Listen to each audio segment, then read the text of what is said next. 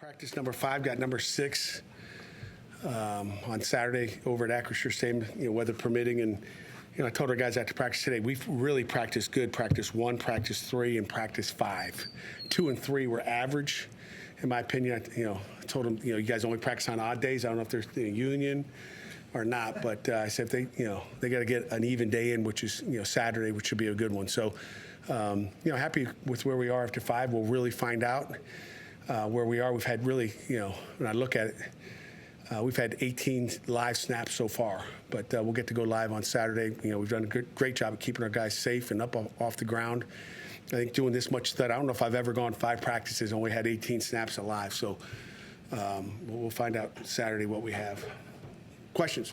What makes a average practice different from fantastic? Oh man, that's hard to say, Abby. I would say, details. The one thing I say, they've had 5 like effort and energy and attitude, outstanding every day, but just the details and the focus. I challenged them this morning in the team meeting of just, the focus and details. I mean, you have to come out locked in. The intent's there, but if you don't have focus, it's just not as clean. And we had way too many unforced errors, illegal procedures. We changed some cadences up offensively and defense, so it makes it hard on everybody. But you got to focus, and that's one of them. That's easy to see, right? We all see that. You see that in the stands. But just the details, throughout practice. If that's not good, usually the other stuff's not good either. So, just being locked in every day, coming ready to play. This was the third practice today? Today's number 5. I mean, pattern. Yeah, today was the third padded. Okay. Yeah, we didn't do any live today. Obviously, we're out in shells, but yeah, today was third padded. 2 spiders start off, 3 pads, and then we'll go, obviously, full go on Saturday. You mentioned not going through as many full live plays as you maybe have in the past to this point in the spring. Did the number of injuries that you guys took last year and maybe some of the injuries that you're still dealing with play a factor into doing that? No, not at all. I mean, we're healthy. I mean, we've been going 1s, 2s, and 3s, so it's nice to have 3 groups on offense going. We haven't had to cut back to, matter of fact, last year at this time we were going some 2s and a halves. That has nothing to do with it because, sometimes I think you can get hurt more going thud because you're trying to keep guys off the ground. But I just want to, do what we can, teach that thud, make sure it's good, and again, we'll go live. But, usually we're pretty good on live days. When you say find out on Saturday, what are you hoping to find out about this group? Just, I think you find out, where you are, and then, go from that scrimmage to the next scrimmage. You find out, like, what improvement we make. But, to me, this sets the bar for where we are. Where are we? What do we still need to work on? Where's our strengths? Where our weaknesses are? That's what I'm, that's our job as coaches to find out, where our strengths and weaknesses are. And I think, we'll find out a lot about, this 25 team this year. Are any positional groups right now maybe lacking behind that you'd like to see improve for Saturday? Nathan, it's hard to say, like, lacking. I can't tell you we're lacking anywhere, to be honest with you. I see, I don't see a weak spot right now, to be honest with you. I mean, there's a weak play, here and there, offensively and defensively, but there's not, like, oh gosh, what are we going to do at this spot? So I feel pretty good. Again, we haven't played anybody. We won't play anybody until September or August. Are there any position groups that are standing out? Oh boy, standing out. Again, I guess it's just like nothing's looked really bad. I'll tell you Saturday.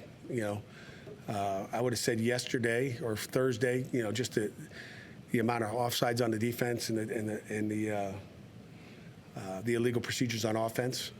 Those were the weakness. But like I can't tell you there's a strong or a weak one at this point. It's just too early to tell. In my opinion. Where do you think? Oh, go ahead.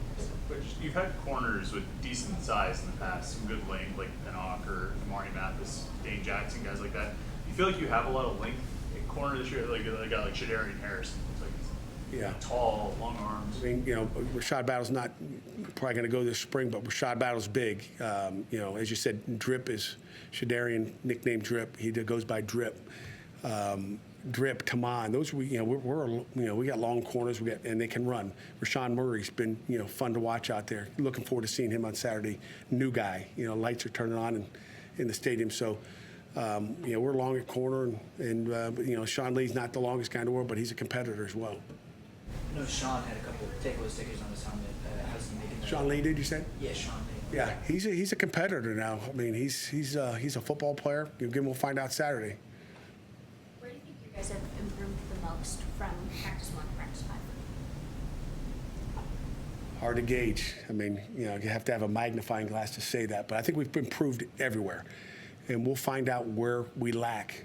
I think I'll have more answers for you, on Tuesday, I guess, when we meet next after that scrimmage. I think in the past you guys have had quarterbacks that had a brace on the plant leg. I don't think I noticed that. Will you do that on Saturday, or is it just not something? It's a great question. I hate to do it on Saturday. I'm doing a good job with this thing right here, keeping the guys away from them. There was a period, just the quarterbacks scream when they get, what I call sack. But, we had one near, issue with it. I like it. They hate it.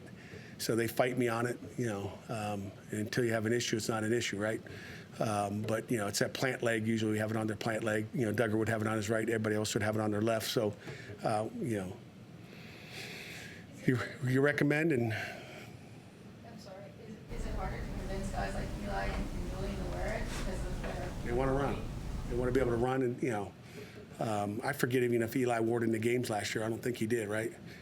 So it'd be hard to tell him to practice all week with it and then put it on the game. But we'll see how it goes this Saturday, and then I just think it's a protective thing. The D line, they hate them. We make them wear it in practice. They don't have to wear it in the game. O line wears it in the game and practice. So, those are expensive, and it's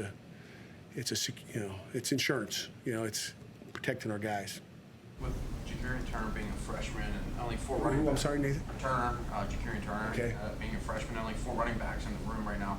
What have you seen from him? What has his progression been like?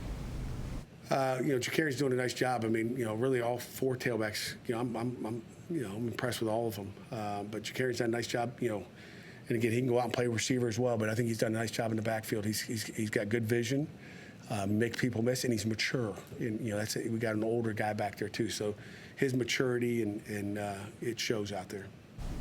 The lines on both sides is where you really you can see in the scrimmage. Those guys finally get a chance to actually hit each other, push each other around. Because you have so many transfers on both sides. I mean, 3 DNs, 3 offensive linemen. Are you even a little more interested this Saturday just to see what those guys can do? I'm really interested. The one thing I'll say about these thud and live practices, those D linemen and those I linemen, it's live every play. Like there's no they're not getting tackled. So they like for the D line, O line, practice 1 in Spiders. I guess maybe he's not as these last 3 days they're physical days for the O line D line. So we've seen a lot out of those guys. I'm happy with where they are, and then again we'll see when the bullets start to fly on Saturday. But I'm interested. It's not just the new guys you're interested in looking at. It's those other guys that are developing and getting better. Whether it's a Terrence Enos and Jackson Brown. I mean, I'm looking forward to watching those guys as well. I mean, it's all the new guys, the old guys. Isaiah Montgomery. I want to see those guys get better. Tyree. Looking forward to seeing what he's going to do out there. Pat, with the way things are today, with the portal and the constant movement, how do you balance giving guys the playbook who could potentially go away? How do you work through that? Don't worry about it. I'm not worried about someone leaving and stealing knowledge. I hope nobody leaves. I mean, that's the way it is. And if we're worried about that, we wouldn't practice, right? I'm not worried about guys taking something with them. Hopefully they learn, and hopefully we hold on to our guys. That's like, do I worry about coaching them hard? No, we're going to coach them hard. We're going to scream at them. We're going to coach them up hard. We're going to love them. And, we're not changing the way we coach. We're not changing the playbook. We're doing what we do. For Kyle and Des, coming off some All-American selections, what can each of them do to maybe level up and raise the bar for